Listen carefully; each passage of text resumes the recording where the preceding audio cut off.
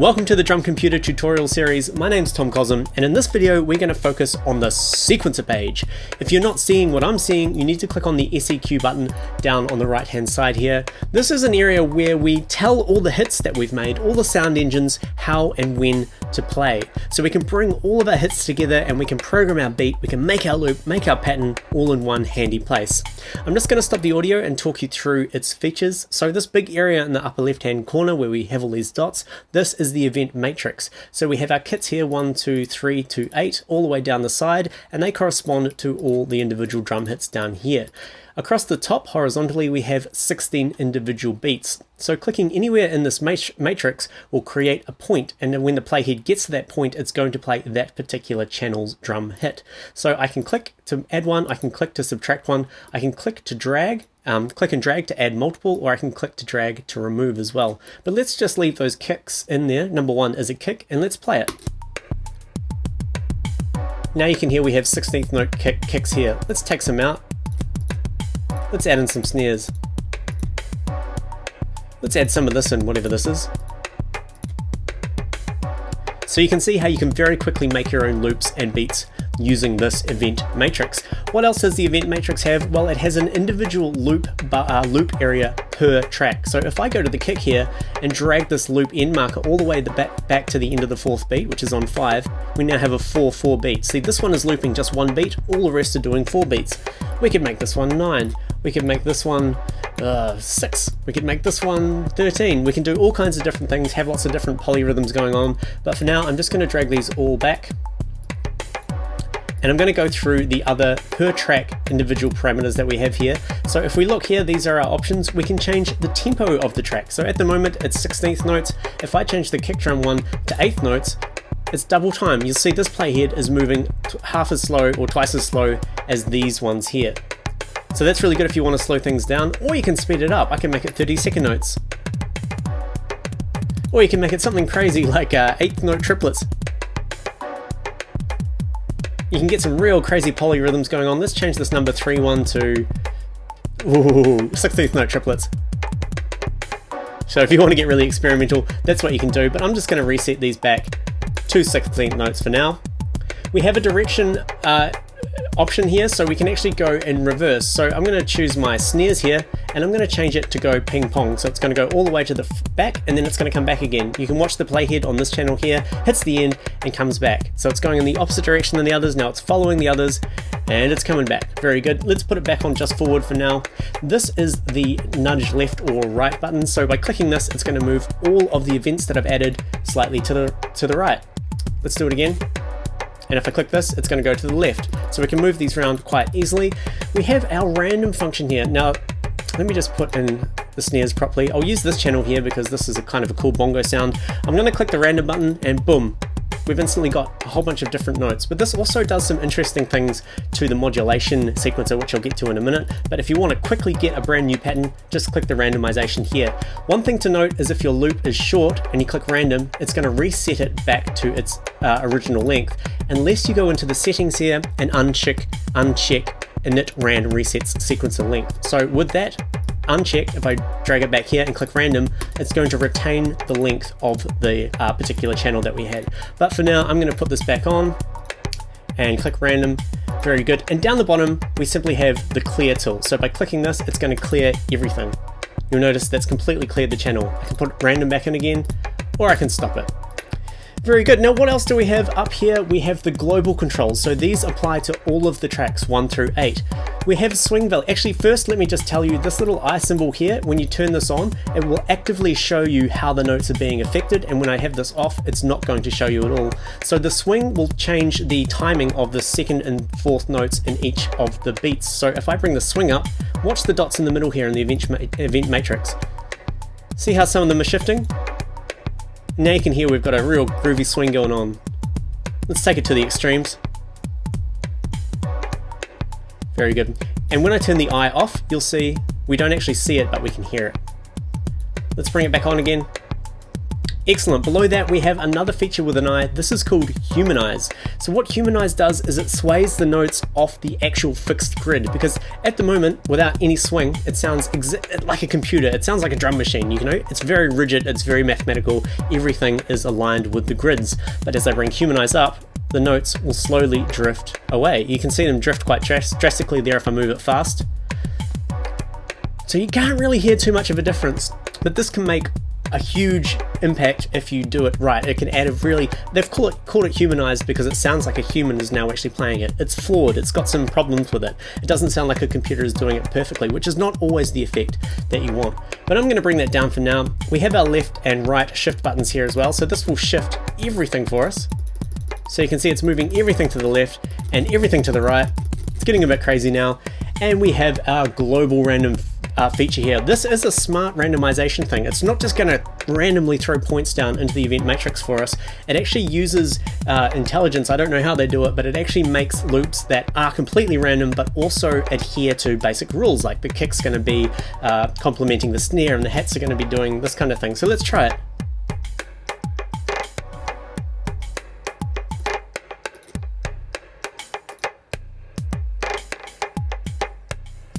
Very good. Now, you might have noticed there's some changes in the sound there. We've actually got some rolls happening and some other weird things. That's because we have an extra area down the bottom here, which is the modulation sequencer, if you like.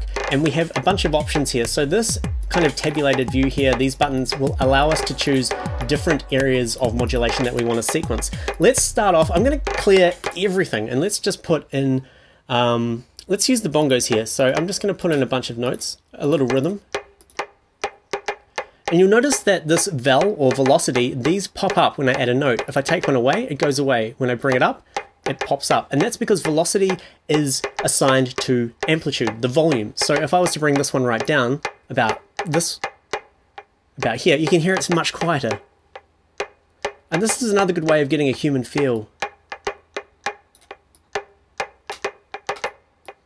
You can hear without any swing and just using a bit of velocity, we've got a much more human sounding kind of bongo loop. Rather, I mean, if they were all up like this, again, just sounds like a computer's playing it. Another thing to note here, let me just get rid of all these. I'm going to add in another rhythm. You'll notice that as I add these notes, the velocities are all slightly different as I add them. So by default, Sugar Bytes have decided to vary the velocity initially when you add a new note randomly, just so there's already a bit of variation for you when you add the notes in. And I think that's a pretty cool feature. The next thing we have is the probability. So again, using this tab area here, if we go to the probability, this determines if the note will play or not out of a chance of a certain number. So let's put these first two on a probability of 2, sorry, and have a listen. So it didn't play then. So it played this one then. So this kind of says, I don't want it to play all of the time. And again, this is a really handy, clever way to get more of a humanization feeling into your loops, because each loop is going to be slightly different because some notes are not going to be playing. I am going to bring the probability down for this example because we want to show off all the other features and we want to have all the notes playing. The second one is the roll. Let's add a snare in here. So I've got a new set of modulation parameters, sequences, modulation sequence stuff here. So I'm going to choose roll, and on this beat here on number 13, I'm going to bring that up. So now we get a roll on the snare. Let's bring it up to 3. It's going to be faster. Let's make this one 4. Let's go back to number 3 and we'll change the roll of a few of these.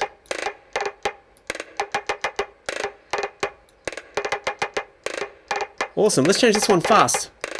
Cool, let's put the kick in. Awesome, let's put some hats in.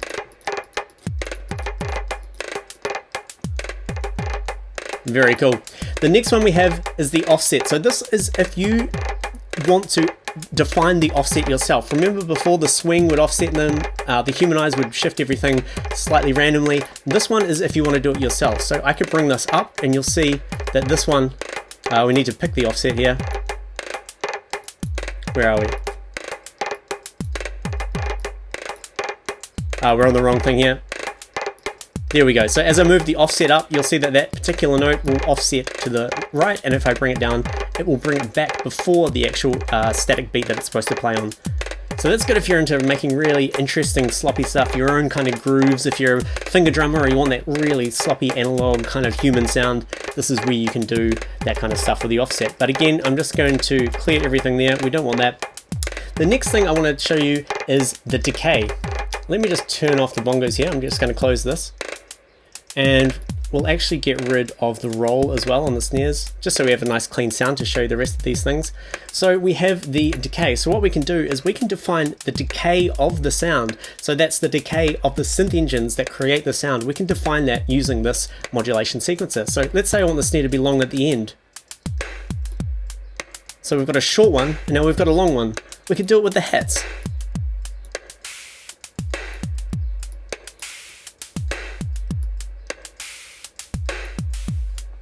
So really powerful tools to get a lot of feeling into your loop. This is just a kick and a snare, and we're just playing with the decay. If we give it some swing. Very cool. The next one I want to talk to you about is the pitch. So this one is moving across here. Let's add in that pad, that synth chord we had.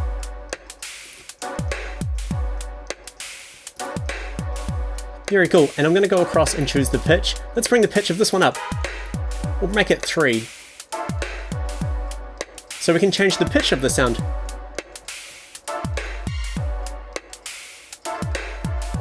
Let's make it go down.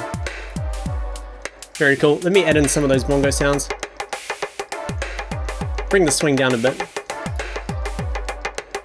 And let's change the pitch on this bongo sound, but instead of clicking and dragging, I'm going to use some of the tools that we have below this tab area.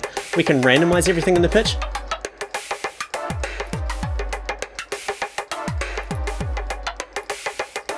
We can get rid of everything.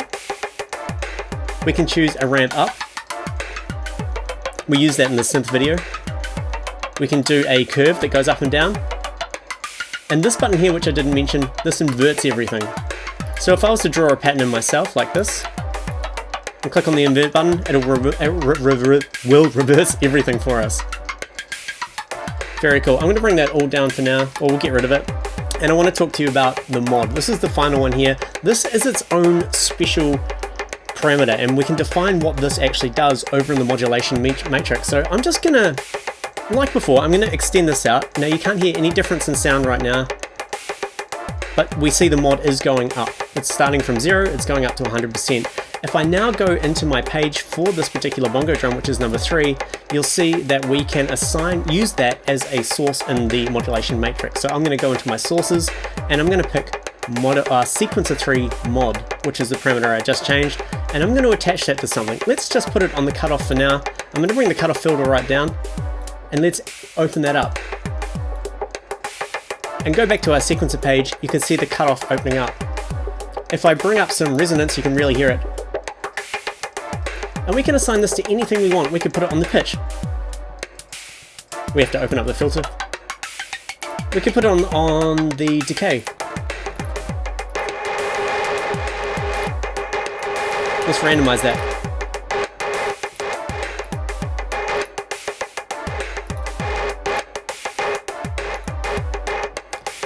So there you have it. Those are your tools available in the sequencer page to make your beats, to make your loops, to make your patterns. Really, really, really awesome stuff. Really powerful stuff. Tune into the next video. My name's Tom Cosm. Have a great day.